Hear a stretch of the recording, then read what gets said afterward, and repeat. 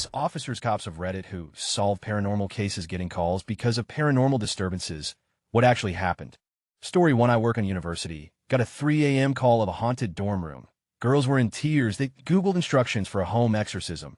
Made homebrew, holy water, crosses, and photos of Jesus plastered all over the walls. They said they would hear things like footsteps, a child's laughter, a whispering voice saying, "Hey, can you hear me?"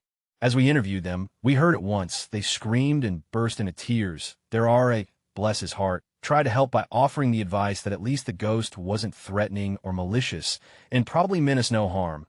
We asked him to leave rather than feed into the whole hysteria. Took us a while to pin down where it was coming from, but to make a long story short, someone took one of those novelty motion-activated prank things and stuck it to the inside of one of the bed frames.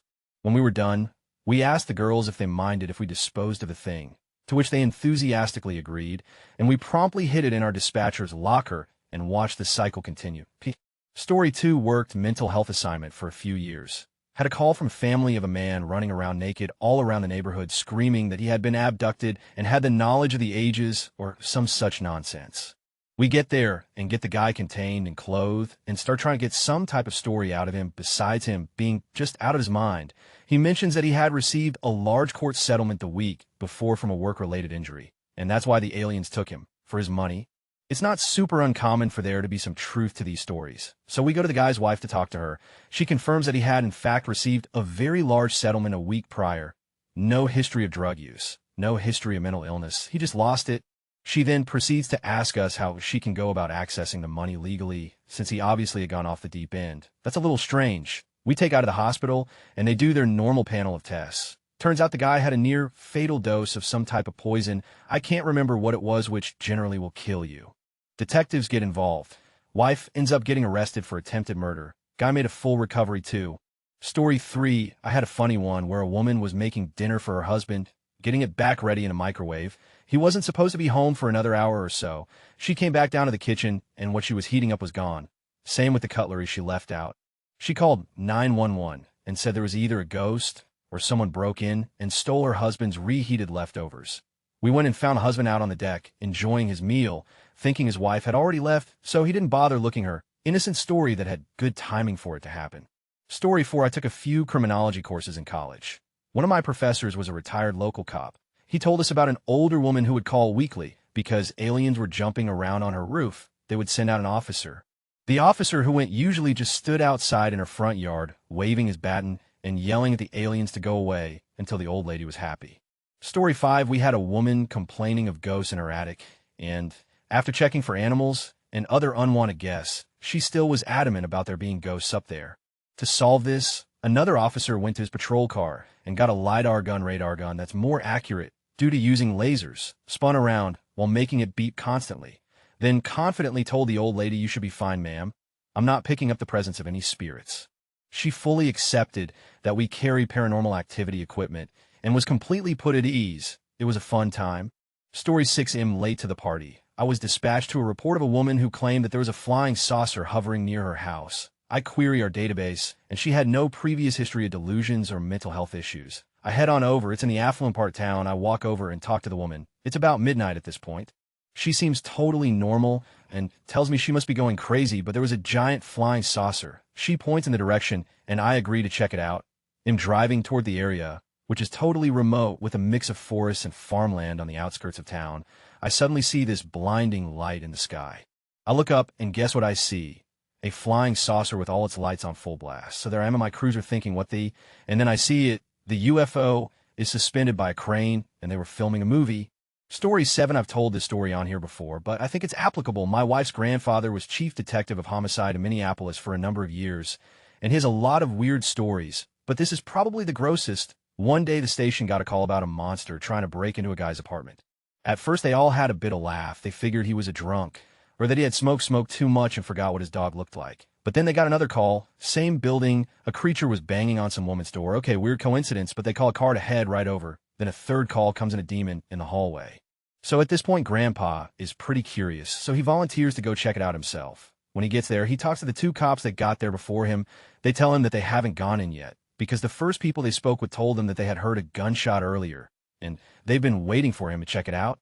So they go in to find their monster. They get up to the floor where most of the calls have come from and are met with a grisly sight, as Guy had tried to commit suicide by putting a shotgun under his chin, but must have flinched when he pulled the trigger because he was alive, but he had blown his jaw and nose off.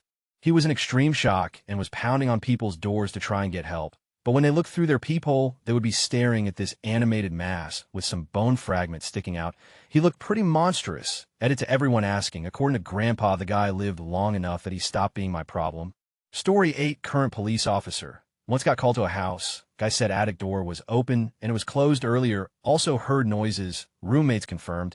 It later was revealed they watched a scary movie and agreed they had actually went up there earlier and forgot. Most of the paranormal calls are mental illness.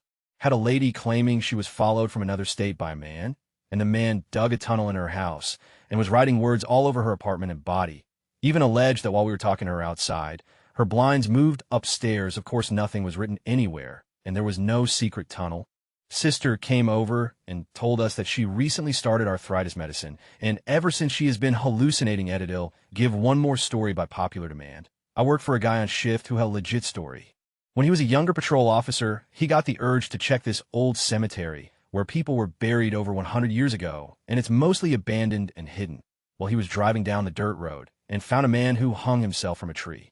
Well, he radiated in, and long story short, they cut the guy down and took him away, and that was the end of the scene.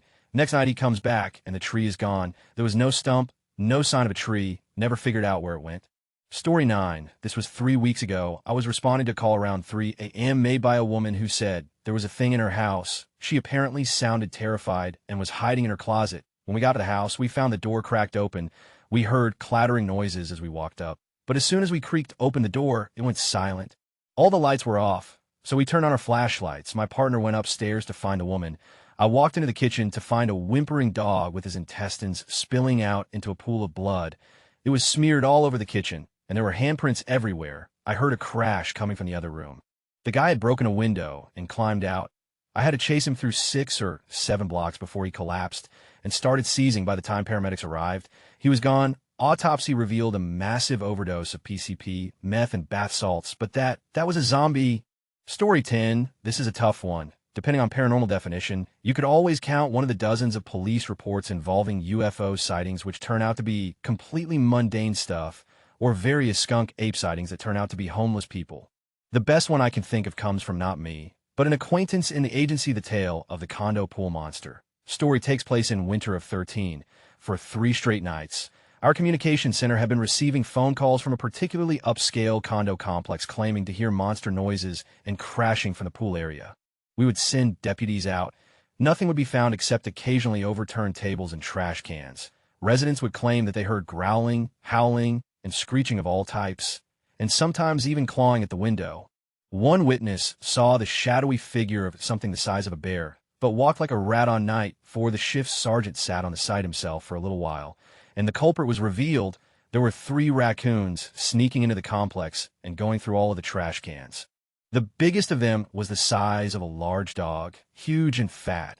Animal Services was called out, but unfortunately the raccoon evaded capture. He never reportedly came back to the condos, and legends still say that Racconosaurus looms large in the swampland. Ready to strike again? Edit apparently. I don't know what a large dog is. Thanks, Reddit. The Animal Services deputy said that she estimated the raccoon to be 40 pounds, and the story was relayed to me as the size of a Doberman. I've seen rather large raccoons myself when camping, so I can believe this one. They can be pretty big, especially when they have those glowing eyes in the dark, which gives them an extra size just out of the terror they inspire.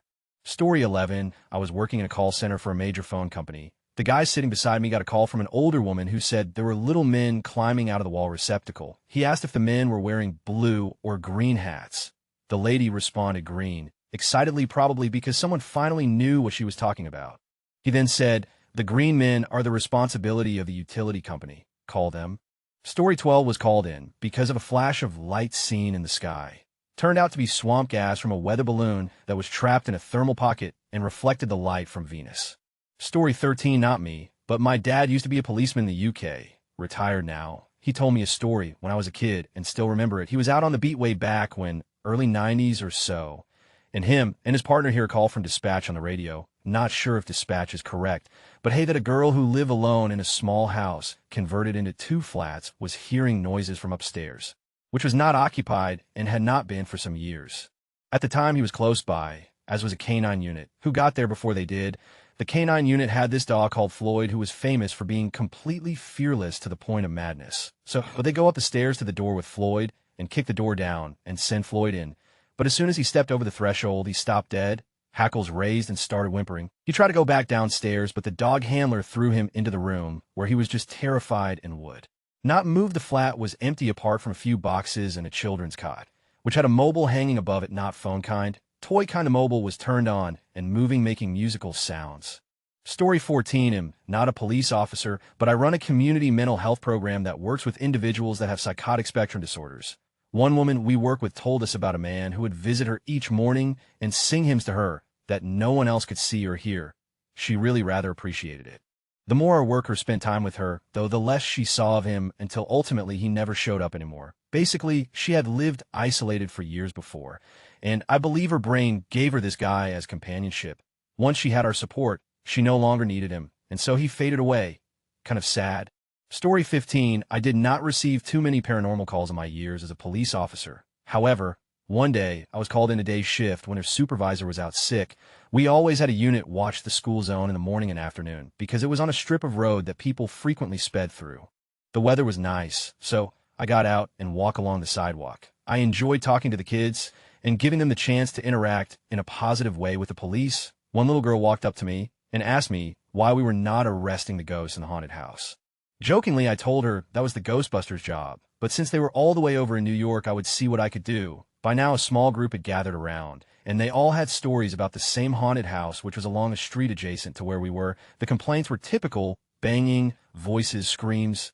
Typically in the afternoon, evening, when the kids were walking home from school or out in the area playing. I assumed it was just one of those schoolyard legends that grows out of nothing, but there were enough of them who swore they heard something. I decided I would check it out. The house turned out to be owned by a family in Colorado at the time. I worked in a smaller Oklahoma town. The mother had passed away many years ago, and though the family owned the house and paid taxes, they did nothing with it. It was a good size for the area, 2-story house, but years of neglect had made it look pretty rough on the outside. It took my front office folks a day or so to find the owners. We called them, explained we had received some noise complaints, and upon inspection, we observed the rear entrance was unsecured. They gave us permission to enter the residence and asked that we secure it if possible when we left. I worked the swing shift, 8 p.m. to 4 a.m. normally, so I drove by that evening around 10 p.m. I parked out front and approached the house, and sure enough, there were some muffled voices inside. I called it in and made entry. My other 2 units were tied up, and the noise was getting louder. I knew what I was hearing by now and had a good idea this would be a quick in and out. Sure enough, I cleared the first floor and moved up to the second, where I found a couple of high school kids on a nasty-looking mattress. You can guess what they were up to. I told them to get their clothes on and meet me downstairs. Did a cursory check of the remaining rooms and went on down. Turns out the house that the grade school kids thought was haunted had become a love party nest for a group of high school kids. The kids were of age, so I sent them on their way. I did have to ask the owners if they wanted to press charges, but I was glad they didn't. The house had been left to rot, and it was in seriously bad shape. Who knows which group of kids first broke the windows and or kicked in the back door. They demoed the house and sold the lot about a month later. TLDR: haunted house reported by 3rd grade girl. Turns out to be love nest for high school kids whose voices and moans could be heard by kids on the street in the afternoon, evening. Edit: I did manage to locate the young girl that first reported the haunted house a week or 2 later. I explained to her that the house was not haunted and that we had taken care of the noises and she should not hear them any longer. I explained she could call us anytime if the noise came back. We kept an eye on the place for the next month or so until the owners finally tore the old house down. Edit for typo. Story 16. So I'm not a cop, but was an officer in the Air Force. As a very young captain, I was asked by our first sergeant to come with him on a call to base housing. One of our super young airmen was deployed, and the first sergeant didn't want to be alone in the house with our wife, because she was a bit irrational at best. He picked me up, thanked me, and said we were on our way to check out reports of ghosts. I told him to stop joking with me. He said he wasn't, that for the last few weeks, she had been calling every other night or so reporting ghosts in the vacant house next door, shared wall duplex. I asked why she didn't call security forces. She had, and they hadn't found anything. And now the squadron commander was sick of her calls, so he wanted the first sergeant to investigate the second the next call came in. We got there, and sure enough, there was sound from the next house, but it was unmistakably coming through the walls. Could not have been more clear. We knocked on the door to the vacant house, and the noises stopped, some scrambling, and then silence. We called security forces. They called civil engineering and came over with a key. In the bedroom of this vacant house was a pretty elaborate little setup, TV VCR combo, about a dozen tapes, and a lawn chair. There was a pretty obvious escape route entry out the window, into the woods. The SF guys followed the trail and found a civilian employee looking for his keys in the woods. After some light questioning, he admitted it was him and was turned over to the local police. I don't know what came of him. We talked to the wife and tried to understand why she thought it was ghosts, because obviously the problem would have been solved much sooner if she hadn't framed it as a crazy ghost encounter. She told us she'd seen ghosts since she was little, and that's what they always sounded like, so yeah. Story 17. When I was 21, I worked at a gas station in the middle of the night. I had a lot of cops come through, just to check in occasionally and get coffee. One cop was really into paranormal stuff. We used to talk for hours about that. He was in his 50s, but used to be really into investigating the paranormal when he was in college. He was a really nice man who always dropped by every shift we shared to say hey. In my neighborhood, there have been a string of robberies where the guys snuck in through the car wash. There's usually a door in there that will lead to the back room of the store. He wanted to check what our layout was, so I was showing him around, and he started telling me that he always got a weird feeling when he was there, like he knew something paranormal was happening. He stopped in the middle of the stockroom and said like it just got really cold. Right here, it's so different. I didn't have the heart to tell him he was standing right under the air vents. Story 18 repost of a previous comment from me. Canadian paramedic here. We recently attended a woman who had run into her neighbor's house at 3 a.m., screaming that she was being haunted. We talked to her while the police went through her house. Apparently, she had been on the computer when her blinds opened themselves. While she was up looking at the blinds, her computer chair spun itself. She ran back over to her computer and found that something had put gum on the seat. Not the most threatening item, but she was panicked. The police had found nothing, no gum, and we decided that they would take her someplace safe for the evening. We were just pulling away from the scene when the cruiser pulled up next to us. Turns out the back seat was haunted as well, and she ended up taking a ride with us to a comfy hospital bed. The house went up for sale that week, but never sold. We went back recently, and she was just getting ready for alcohol treatment, so problem solved. Story 19, not a cop, but a dispatcher, had a woman call at 10:30 at night, saying there were spooky faces on her TV, with names like Matt and Amber underneath them. The calling party was convinced that Matt and Amber are ghosts and had made it into her TV. She began to get more upset the more I asked her about the situation. When I asked her to describe the gaves, she explained that one was green and one was blue, and there was another nonsense word on the screen she had never heard before. I asked her to spell it for me. Netflix. Turns out she had accidentally hit the Netflix button on her new smart TV her son bought her on Craigslist, and it had the old owner's Netflix information showing on the screen. When I explained it to her, she got even more upset, advising me, I don't want these filthy people's names on my television. I pay my taxes. We ended up having to send an officer to check on her. Story 20, an uncle of mine is a retired sergeant with a large sheriff's office. In retirement, he took up bodyguard work. Ended up working for a lady who came from big money. Anyway, he and my aunt live on her property in a fully furnished home and protect her from aliens. She's terrified of being abducted. Makes no claim to have even seen aliens. However, it's her number one fear. And since she has the resources, she pays for round-the-clock protection. Apparently, she is a very warm and kind woman who in most aspects of life is fairly balanced. Needless to say, my uncle has so for enjoyed his retirement. Edit, I can't spell.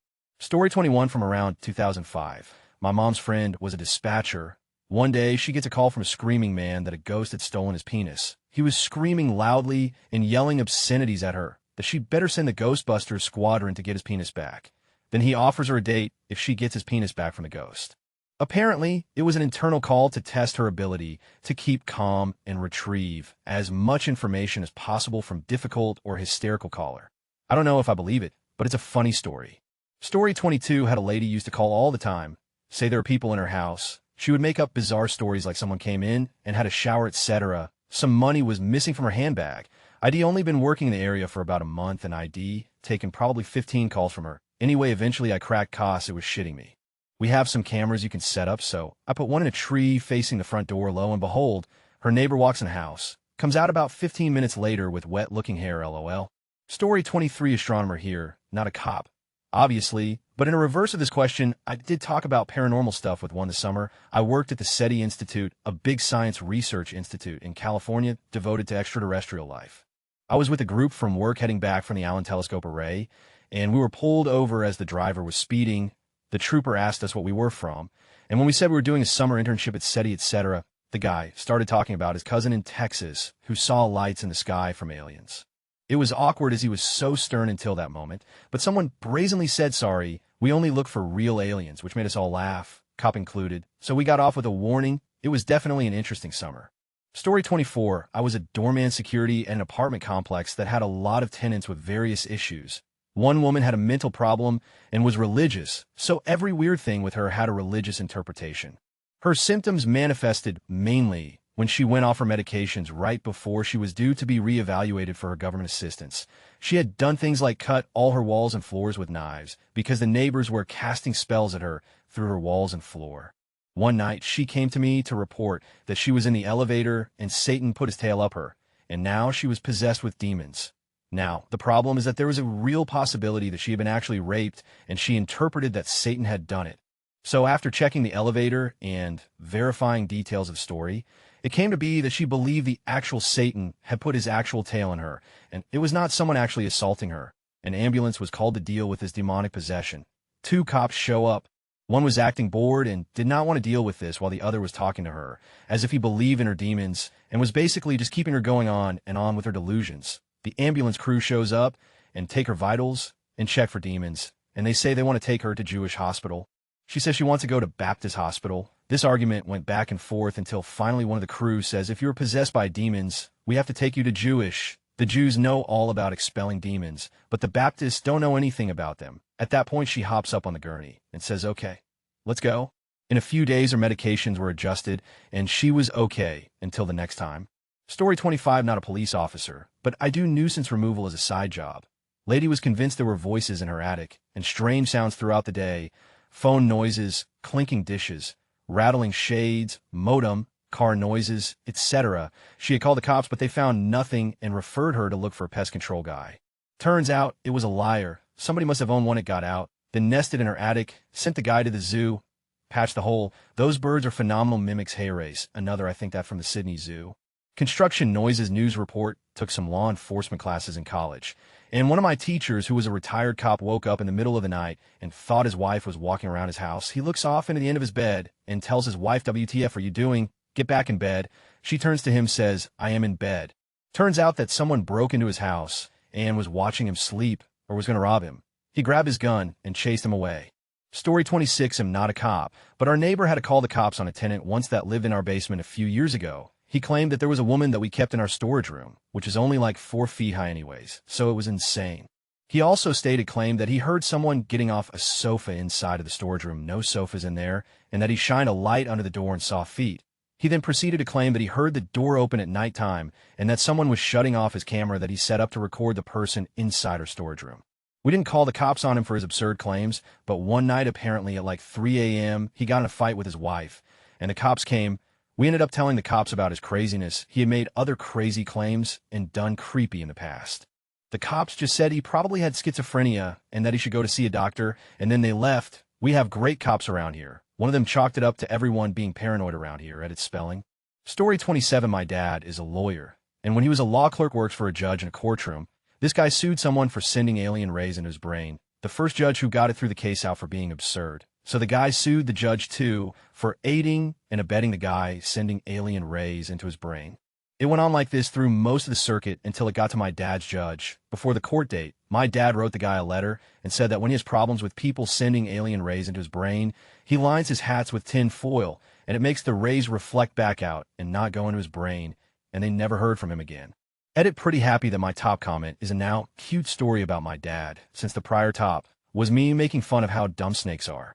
Story 28, not me, but a relative of mine was a corrections officer at a very rough prison. He worked nights and said it was usually a very quiet and easy job overall. One night, he's making his rounds, and this house-sized black guy, henceforth referred to as House, tells him to check on another prisoner because it sounds like he's choking. He goes to check on the cell, and there's no one in it. He goes down and tells House that it's empty. Everyone else seems okay, and he must be hearing things. This goes on night after night, and my relative is thinking House is just with him. So he tells House to shut up and go to sleep. House says he can't sleep. One night, House is freaking out.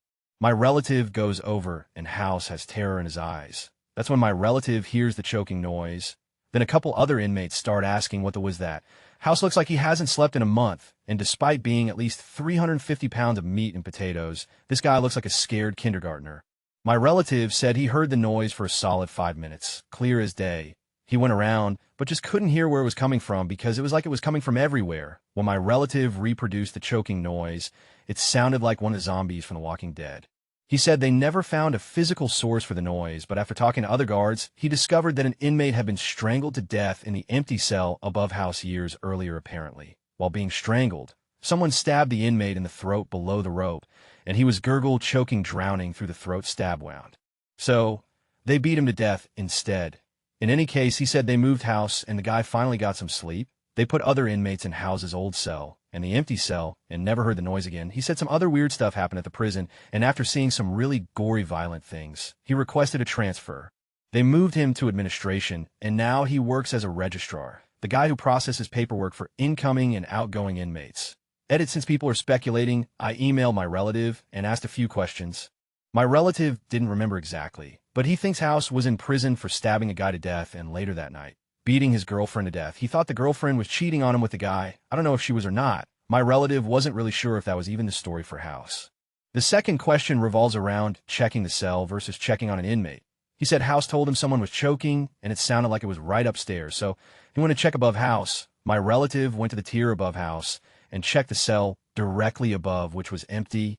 He then checked a bunch of the cells to the left and right, and nothing seemed out of order. He said he went down and checked around House's cell, and then went to the lower tier to check as well. He said he also told the other guards to make sure they're breathing when they went on their next rounds. Why was he so thorough? I didn't need some dying on my watch. Someone also mentioned what he might be looking for, like a loose pipe. My relative said he was just looking for someone in distress, listening for the choking noise, and didn't pay attention to anything other than bodies and sounds. Story 29. As a young patrol officer in Switzerland, I was paired with an older officer who told me we had to pay visit to an elderly woman. She had called police to report the destruction of her fridge by some kind of ray blasted by the neighboring shop's neon sign. But he didn't tell me the reason of her call, just he needed to clarify something with her. He was a very funny guy who always managed to keep a straight face. So we arrive at her apartment, and she take us to the room of the alleged incident involving a broken fridge and rays shot by a neon sign. He calmly announced to her that the rays weren't powerful enough to cross the street, past the window, and hit her fridge. I was slowly losing it and had to leave the room because I could not keep a professional posture. He kept explaining her that wasn't the case, and he even claimed that he had called the Polytechnic University to ensure she wasn't endangered by those rays. We then politely left the scene. Sadly, it was common to have elderly people calling for surreal reasons just to get some attention, and that included someone calling 117 or 991 for police because she couldn't open her eyes. Story 30. I responded to a call about a monster hiding in a grocery store in Los Angeles yesterday. I went in and yelled about how cool it was to meet a real monster in person, but I didn't want to be and bother him and gather photographic evidence. Most homeless squatters come out when you use this trick. From on top of shelf, I heard a deep voice yell, "Oh, like you're doing now." I was taken aback, and all I could say was, "Huh," but he kept cutting me off and going, "Huh, huh, huh," and throwing snacks at my face. I backed off and went to get my partner, and I heard him chuckle as I walked off. When I came to the front of the store, I saw him trying to walk out the doors with like 15 Milky Ways in his hands without paying. I was very nice about it and professional and was like, "Sir, I need to arrest you for trespassing." At first, he kept pretending to be tired and not hear me, but eventually he turned back around and walked up to me near a counter. When I took the bars and started listing off his felonies, he stopped me and told me to explain them each individually to prevent any judicial interference, and then turned around and winked at me. I don't even think that's a word. After I listed out each misdemeanor and put him in cuffs and started to read his rights, he kept interrupting me by yawning really loudly